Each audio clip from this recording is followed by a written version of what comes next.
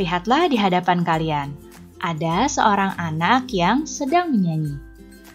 Tampaknya anak ini sangat menghayati lagu yang dinyanyikannya. Ternyata anak ini sedang menyanyikan lagu Kampungku.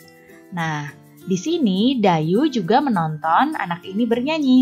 Dan dia mengatakan dalam hati bahwa suara anak ini sangat bagus sekali ketika menyanyikan lagu Kampungku.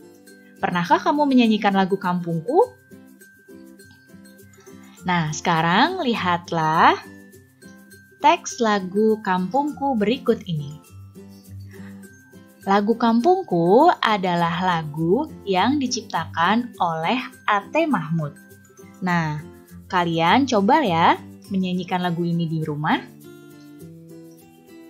Sekarang amati juga lagu ini. Apakah kamu tahu tangga nada yang digunakan untuk lagu Kampungku ini? Coba diamati. Nah, lagu Kampungku ini termasuk lagu dengan tangga nada diatonis mayor. Sekarang ibu tanya, apakah kalian masih ingat apa itu nada diatonis mayor? Nah, sebelum masuk ke tangga diatonis mayor, kita ingat kembali tentang tangga nada. Tangga nada ini dibagi menjadi dua. Ya, ada yang masih ingat? Tangga nada yang pertama adalah tangga nada diatonis mayor. Dan tangga nada yang kedua adalah tangga nada diatonis minor. Nah, siapa yang masih ingat ciri-ciri dari tangga nada diatonis mayor? Ya, tangga nada diatonis mayor yang pertama ciri-cirinya adalah memiliki interval atau jarak nada 1,1,5, 1,1,1,5. Kemudian ciri berikutnya adalah lagunya bersifat riang gembira dan bersemangat. Dan lagu dengan tangga nada diatonis mayor biasanya diawali dan diakhiri dengan nada do. Namun tidak menutup kemungkinan ya diawali dengan nada sol atau mi dan diakhiri dengan nada do. Jadi ini adalah ciri-ciri tangga nada diatonis mayor. Sudah ingat kembali ya kalian semua? Nah, sekarang lihatlah gambar di hadapan kalian. Gambar ini adalah gambar yang dapat mengilustrasikan lagu Kampungku. Jadi lagu Kampungku yang tadi sudah kalian coba nyanyikan itu menceritakan tentang sebuah kampung di tepi sungai tempat perahu-perahu melintas. Dan rumah-rumah di kampung itu terbuat dari bambu. Nah, bisa kalian lihat di sini ada sungai-sungai. Ya, di sini siapa yang tahu ya apa saja pemanfaatan dari sungai? Sekarang kita akan mempelajari muatan SPDP. Kalian tentulah pernah menyanyikan lagu syukur ini. Sekarang kalian perhatikan nada pada lagu syukur ini. Tahukah kamu apa tangga nada yang digunakan untuk lagu syukur? Ya, tangga nada yang digunakan untuk lagu syukur adalah tangga nada diatonis minor. Masih ingatkah kamu apa saja ciri-ciri dari tangga nada diatonis minor? Ya, ciri-ciri dari tangga nada diatonis minor yang pertama adalah memiliki interval atau jarak nada 1,5, 1,1,1, setengah, 1,1. Kemudian, nada diatonis minor ini lagunya bersifat sedih dan juga kurang bersemangat. Dan biasanya diawali dan diakhiri dengan nada la. Namun tidak menutup kemungkinan diawali dengan nada mi dan diakhiri dengan nada la.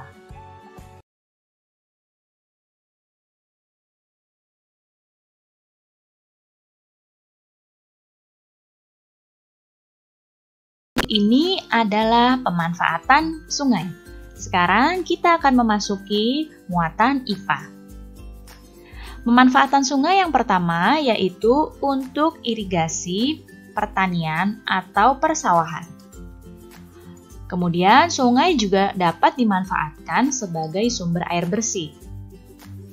Sungai juga bisa dimanfaatkan sebagai sarana transportasi, untuk aktivitas rumah tangga, dan sungai juga bisa dimanfaatkan untuk olahraga atau untuk wisata air. Jadi, begitu banyak ya manfaat dari sungai. Nah, sekarang lihat lagi gambar ini. Di sini, jika air sungainya terkena sinar matahari secara terus-menerus, kira-kira apa yang akan terjadi dengan air sungai ini? Ya, jika air sungainya terkena sinar matahari terus-menerus, maka air sungainya akan menguap. Nah, jika banyak air sungai yang menguap, apa akibatnya bagi persediaan air sungai?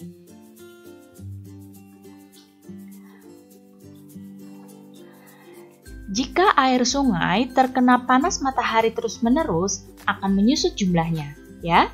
Selain itu, air sungai menyusut karena tidak ada pasokan air hujan, terutama saat musim kemarau.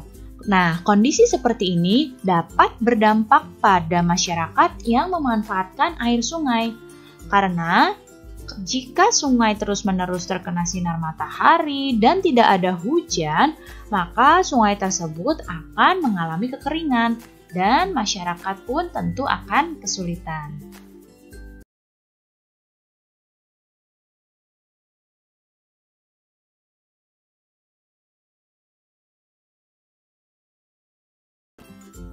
Sekarang Ibu mau bertanya, masih ingatkah kamu cara menentukan urutan peristiwa dari sebuah cerita? Ya, sekarang kita akan memasuki muatan bahasa Indonesia. Berikut ini adalah cara untuk mengidentifikasi peristiwa penting dari sebuah cerita. Yang pertama, kalian harus membaca cerita atau teks tersebut dengan teliti dari awal hingga akhir. Jadi bacanya tidak dilompat-lompat, dibaca dengan teliti dari awal hingga akhir karena kalian akan mencari peristiwa penting dari ceritanya. Berikutnya, kalian cermati pokok-pokok informasi yang dapat menjelaskan peristiwa dalam teks. Berikutnya, setelah kalian cermati, kalian catat informasi tersebut, informasi penting tentang peristiwa-peristiwa yang ada di dalam teks, bisa dalam bentuk poin-poin atau bisa juga dalam bentuk peta pikiran.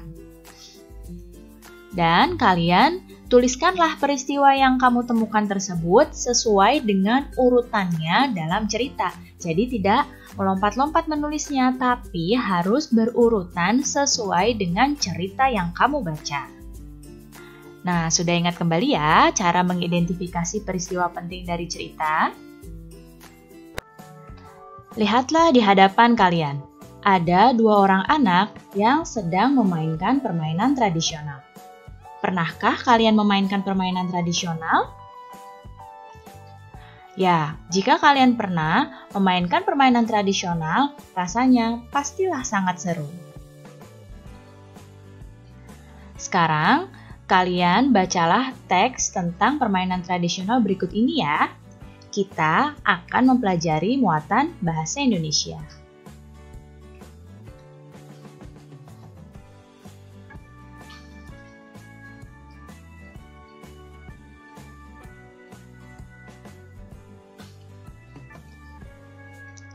Sudah selesai membacanya? Nah, jika sudah selesai membacanya, Ibu akan bertanya, dapatkah kamu mengidentifikasi peristiwa yang terdapat pada teks di samping ini? Siapa yang bisa mengidentifikasi peristiwanya? Ya, peristiwa yang terdapat pada teks di samping ini adalah digelarnya Festival Permainan Anak Indonesia di Taman Mini Indonesia Indah.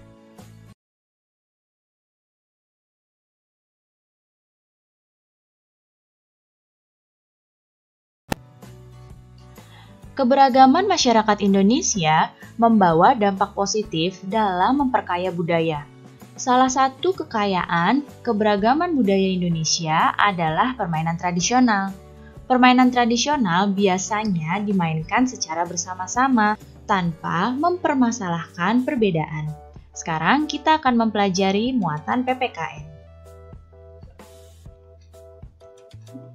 Sekarang, lihatlah gambar yang ada di hadapan kalian. Tahukah kamu permainan apa ini? Ya, ini adalah permainan dingklik oglak-aglik atau permainan perepet jengkol. Di sini, permainan dingklik oglak-aglik berupa permainan yang serupa dengan permainan perepet jengkol. Permainan ini dilakukan dalam kelompok yang anggotanya antara 3 sampai 5 anak. Bagaimana cara memainkannya? Nah, perhatikan baik-baik. Cara memainkannya, yang pertama, semua anggota ini berdiri melingkar, saling membelakangi, dan berpegangan tangan. Ya, bisa kalian lihat di gambar nih, ketiga anak ini saling membelakangi dan mereka berpegangan tangan. Kemudian, kaki kanan atau kaki kiri setiap anggota kelompok saling bertautan seperti pada gambar ini. Dan satu kakinya ini menapak ke tanah. Kaki yang menapak ke tanah ini digunakan untuk bergerak melingkar sambil menyanyikan lagu daerah. Nah, kelompok yang paling lama mempertahankan tautan kaki sambil bergerak akan menjadi pemenangnya. Kalian bisa mencoba memainkan permainan ini di rumah bersama dengan anggota keluargamu. Cobalah, karena permainan ini sangatlah seru. Selain permainan dingklik oglak-aglik, ada banyak sekali permainan tradisional lain yang ada di Indonesia, seperti permainan congklak, permainan engklek, ular naga, dan permainan galasing. Permainan-permainan ini mungkin pada setiap daerah namanya berbeda, namun inti permainannya sama. Atau mungkin di daerahmu ada permainan tradisional lain yang tidak kalah seru. Dengan memainkan permainan tradisional, dapat menanamkan banyak nilai-nilai di dalam diri kalian, seperti nilai kebersamaan, nilai kerjasama, toleransi, empati, dan juga nilai kejujuran.